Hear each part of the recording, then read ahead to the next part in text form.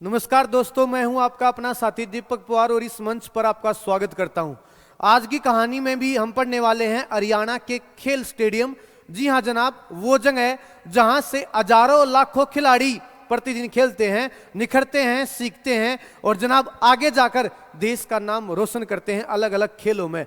हरियाणा के खेल स्टेडियम। और आज की कहानी शुरू होती है हमारी रोहतक जिले के खेल स्टेडियम से। रोहतक जिले में दो खेल स्टेडियम हैं। सबसे पहला नाम जो आता है वो आता है कि चौधरी बंसीलाल खेल स्टेडियम। खेल स्टेडियम से दो ही प्रकार के क्वेश्चन आप लोगों को ध्यान रखने होते हैं, एक स्टेडियम की स्थापना और दूसरा स्टेडियम का संबंध किस खेल से है। अगर कोई एक्स्ट्रा लायक पढ़ाने लायक होगा, कोई क्वेश्चन पढ़ाने लायक होगा, वो क्वेश्चन मैं साथ साथ पढ़ाता चलूंगा आप लोगों को। रोहतक में पहला नाम चौधरी बंसीलाल स्टेडियम, जिसकी स्थापना 2006 में हुई और ये रोहतक के लाहली गांव में है। रोहतक के लाहली गांव में है। इनका संबंध खेल क्रिकेट, खेल किस खेल से इनका संबंध है? क्रिकेट से इनका संबंध है। हरियाणा के, ध्यान से सुनिएगा अब एक जो बात बोल रहा हूं, बहुत कम ऐसे स्टेडियम हैं जिनका इंटरनेशनल लेवल या नेशनल लेवल से संबंध रहा है।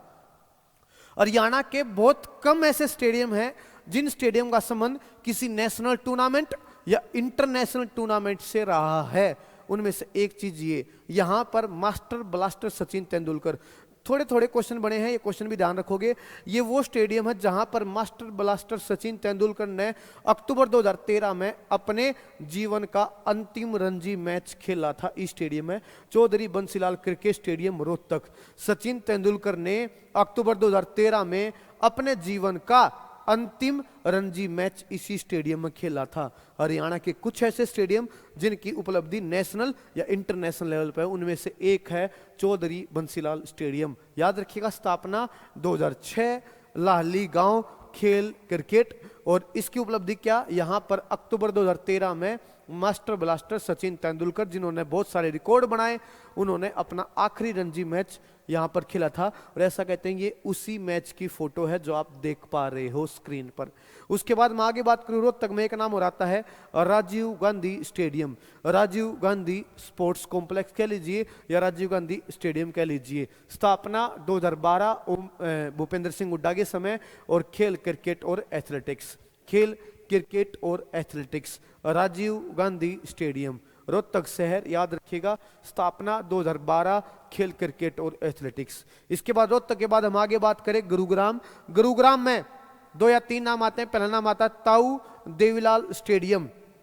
अब ताऊ देवीलाल स्टेडियम एक पंचकुला में भी है, लेकिन पंचकुला वाला आपसे पूछा जाएगा तो वहां क्वेश्चन पूछेगा कि ताऊ देवीलाल स्पोर्ट्स कॉम्प्लेक्स कहां पर है। स्पोर्ट्स कॉम्प्लेक्स आए पंचकुला और स्टेडियम आए तो आप आंसर दे सकते हो गुरुग्राम। ताऊ देवीलाल स्टेडियम गुरुग्राम के सेक्टर 38 में है। इस स्टेडियम की स्थापना सन 2000 में ओम प्रकाश चौटाला के समय बनवाया गया था। ओम प्रकाश चौटाला उस समय हरियाणा के मुख्यमंत्री थे 2000 में। इसका खेल क्रिकेट और फुटबॉल। और मैंने आप लोगों को एक चीज बताई थी कि हरियाणा के कुछ ऐसे स्टेडियम हैं जिनकी उपलब्धि नेशनल या इंटरनेशनल लेवल पे है। यहां से क्या पॉइंट बना है, ये वो स्टेडियम है, इस स्टेडियम में, ये जो ताऊ देवीलाल स्टेडियम गुरुग्राम के सेक्टर 38 में है, इस स्टेडियम में 12 मार्च 2004 को भारतीय महिला क्रिकेट टीम और वेस्ट इंडीज महिला क्रिकेट टीम के बीच एक दिवसीय मैच खेला गया था। भारतीय महिला क्रिकेट टीम और वेस्ट इंडीज महिला क्रिकेट टीम के बीच एक दिवसीय मैच खेला गया था 2004 में। याद रखिएगा, ताऊ देवीलाल स्टेडियम। अब ये लाइन तो क्या ही हमारे पेपर में आएगी, लेकिन थोड़ा बहुत ध्यान रखिएगा, इंटरनेशनल लेवल की उपलब्धि, नेशनल इंटरनेशनल लेवल की उपलब्धियां जिन स्टेडियम के पास है। रणजी मैच आखिरी सचिन तेंदुलकर ने खेला था चौधरी बंसीलाल स्टेडियम रोहतक। और यहां वो स्टेडियम है जहां पर भारतीय वुमेन्स क्रिकेट टीम और West Indies women's cricket team के बीच मैच हुआ था। आगे बढ़िए, गुरुग्राम में एक नाम और आता है द्रोणाचार्य स्टेडियम, जिसका नाम नेहरू स्टेडियम भी रखा गया है। द्रोणाचार्य स्टेडियम या वर्तमान में इसको नेहरू स्टेडियम कहते हैं। द्रोणाचार्य स्टेडियम या इसको नेहरू स्टेडियम कहते हैं। खेल क्रिकेट फुटबॉल, ये स्टेडियम जो आपके सामने है, इसकी स्थापना 1987 में। इसकी भी एक इंटरनेशनल लेवल की उपलब्धि क्या, ये वो स्टेडियम है जहां पर 18 दिसंबर 1997 को आयरलैंड आयरलैंड, आयरलैंड महिला क्रिकेट टीम, आयरलैंड महिला क्रिकेट टीम और पाकिस्तान महिला क्रिकेट टीम के बीच एक दिवसीय मैच, वनडे एक दिवसीय मैच खेला गया था। आयरलैंड महिला क्रिकेट टीम और पाकिस्तान महिला क्रिकेट टीम के बीच किसी प्रतियोगिता में इन दोनों टीमों के बीच यहां पर एक इंटरनेशनल लेवल का वनडे मैच खेला गया था। याद रखिएगा, स्थापना 1987, जिसका नाम द्रोणाचार्य, लेकिन अब इसको नेहरू स्टेडियम कहते हैं, अब इसको नेहरू स्टेडियम कहते हैं। तो आज की क्लास रोहतक और रोहतक के बाद गुरुग्राम। गुरुग्राम में एक नाम और लिख सकते हो, डीएलएफ गोल्फ क्लब, एक गोल्फ का मैदान है, डीएलएफ गोल्फ क्लब। ये सेक्टर 42, स्थापना 1999, खेल गोल्फ। तो रोहतक में दो नाम हो गए, बंसीलाल, राजीव गांधी, और गुरुग्राम में तीन नाम हो गए। एक का नाम हो गया देवीलाल, एक का नाम हो गया द्रोणाचार्य या नेहरू, और एक का नाम आपके सामने है डीएलएफ गोल्फ क्लब। गोल्फ का मैदान है, 1999 में स्थापना हुई थी, सेक्टर 42। आगे बढ़िए, रोहतक के बाद गुरुग्राम, और गुरुग्राम के बाद फरीदाबाद आपका वेट कर रहा है, फरीदाबाद। और फरीदाबाद का जो स्टेडियम है जनाब, उसको जिंदगी भर मत भूलना, क्योंकि ये वो स्टेडियम है जिसको हरियाणा का पहला अंतर्राष्ट्रीय क्रिकेट स्टेडियम कहते हैं। हरियाणा का पहला अंतर्राष्ट्रीय क्रिकेट स्टेडियम कहते हैं मयूर स्टेडियम, जिसको नाहर सिंह स्टेडियम बोलते हैं। देखो यहां पे लिखा होगा Nahar Singh cricket stadium, Nahar Singh cricket stadium, Mayur stadium, Nahar Singh stadium. इसकी स्थापना 1981 में, खेल क्रिकेट। और ये वो स्टेडियम है जहां पर प्रथम एक दिवसीय अंतर्राष्ट्रीय स्टेडियम में प्रथम एक दिवसीय वनडे इंटरनेशनल मैच 19 जनवरी 1988 को भारत की क्रिकेट टीम और भारतीय पुरुष क्रिकेट टीम और वेस्ट इंडीज पुरुष क्रिकेट टीम के बीच यहां पर पहला एक दिवसीय मैच खेला गया था इंटरनेशनल लेवल का। इससे पहले हरियाणा में कोई भी किसी भी मैदान में इंटरनेशनल लेवल का मैच नहीं खेला गया था, क्योंकि वो मैदान जिसमें पहला इंटरनेशनल मैच खेला गया, इसके चलते यहां खेला गया था, इसलिए के चलते इस मैदान को हरियाणा का पहला अंतर्राष्ट्रीय क्रिकेट स्टेडियम कहते हैं। ये क्वेश्चन आपसे पूछा आता है। इसको हरियाणा का पहला अंतर्राष्ट्रीय क्रिकेट स्टेडियम, पहला अंतर्राष्ट्रीय क्रिकेट स्टेडियम कहते हैं। याद रखना, मयूर स्टेडियम या नाहर सिंह स्टेडियम, हरियाणा का पहला अंतर्राष्ट्रीय क्रिकेट स्टेडियम। और इस मैदान में आखिरी जो मैच खेला गया था भारत और इंग्लैंड के बीच 31 मार्च 2006। पहला मैच कब खेला गया? 1988। और आखिरी मैच इस मैदान में कब खेला गया? 2006। पहला 1988, आखिरी 2006।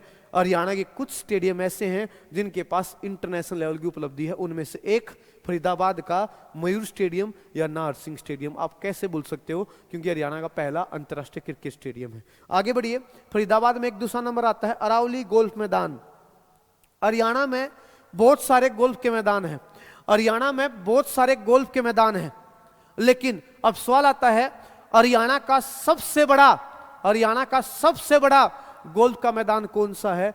अरावली गोल्फ मैदान, जिसकी स्थापना 1966 में हुई थी।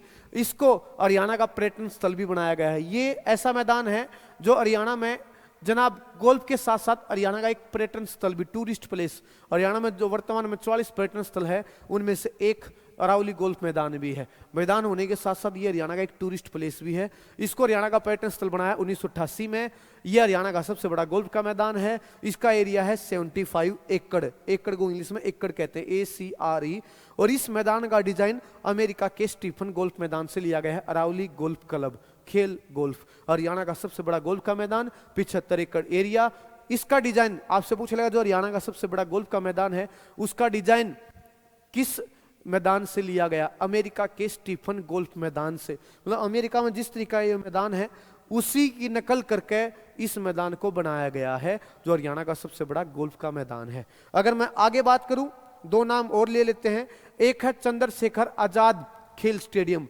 चंद्रशेखर आजाद खेल स्टेडियम, खेल एथलेटिक्स, बास्केटबॉल, कबड्डी। इसकी घोषणा क्या उद्घाटन हुआ था 2018 में। इसका उद्घाटन 22 फरवरी 2018 को 6 एकड़ में बनाया गया है। अनिल विज ने इसका उद्घाटन किया था। फरीदाबाद चंद्रशेखर आजाद खेल स्टेडियम, याद रखिएगा। अनिल विज ने फरीदाबाद के गांव सापर कला में नवनिर्मित शहीद चंद्रशेखर आजाद खेल स्टेडियम का किया उद्घाटन। 22 फरवरी 2018। एरिया है 6 एकड़। खेल एथलेटिक्स, बास्केटबॉल, कबड्डी, याद रखिएगा। इसके बाद मैं अगर बात करूं करनाल में खेल स्टेडियम, अंतर्राष्ट्रीय क्रिकेट स्टेडियम, इंटरनेशनल अंतर्राष्ट्रीय। जनाब इंटरनेशनल का मतलब क्या, यहाँ ये जैसे ये स्टेडियम बनेगा, यहाँ जैसे दिल्ली मैच होते हैं, मोहाली मैच होते हैं, यहाँ भी ऐसे ही मैच होने शुरू हो जाएंगे भाई। फिर भारत की टीम यहाँ आएगी, दूसरे देशों की यहाँ टीम आएगी, खेल लेगी और हम भी देखने जाएंगे। हरियाणा में बहुत बढ़िया अंतर्राष्ट्रीय क्रिकेट स्टेडियम बनाया जाएगा। कहाँ, करनाल के दाहा गाँव में। इसकी घोषणा हरियाणा के मुख्यमंत्री ने 2021 में की थी, काम चला हुआ है। और एक आखिरी नाम लिख लीजिएगा हरियाणा के खेल स्टेडियम में, यमुनानगर। और यमुनानगर में एक नाम आता है तेजली स्टेडियम। यह है यमुनानगर के तेजली गांव में। यमुनानगर के तेजली गांव में है खेल क्रिकेट, फुटबॉल, एथलेटिक्स। खेल क्रिकेट, फुटबॉल, एथलेटिक्स। अगर मैं बात करूं आज की कहानी की शुरुआत की रोहतक में बंसीलाल के बाद राजीव गांधी, उसके बाद गुरुग्राम में देवीलाल, इसके बाद अगला नंबर द्रोणाचार्य और एक नाम हो गया हमारा डीएलएफ। उसके बाद मैं बात करूं फरीदाबाद में पहला नाम मयूर स्टेडियम, एक नाम हो गया रावली गोल्फ मैदान और एक नाम हो गया चंद्रशेखर आजाद खेल स्टेडियम। उसके बाद हम बात करूं करनाल के दाहा गांव में एक अंतर्राष्ट्रीय क्रिकेट स्टेडियम बनाया जाएगा।